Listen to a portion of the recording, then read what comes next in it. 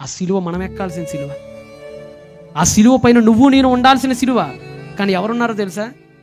నా పైన నీ పైన పడాల్సిన కొరడా దెబ్బలు ఆయన పైన పడ్డాయమ్మా. మన పైన పెట్టాల్సిన కిరీటం ఆయన పెట్టించుకున్నాడు, మనకు తగలాల్సిన మేకులు ఆయనకి తగిలి, మనం చిందించాల్సిన రక్తం ఆయన చిందించాడు.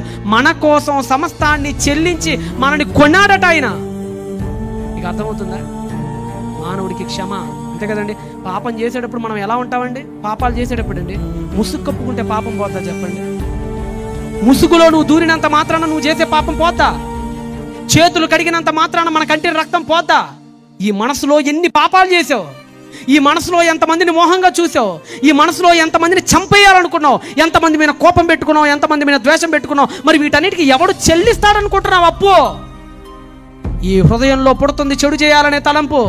ఈ మస్తిష్కాన్ని కడగాలి, కామ క్రోధ లోభ మోహ మద మచ్చరాల నుంచి విడుదల చేయించాలి, నిన్ను పరిపూర్ణంగా కలగాలి. అందుకనే దేవుడు యేసును పంపించాడు ఈ లోకానికి, అందుకనే మన కోసం ఆయన సిలువదారి అయిపోయాడు.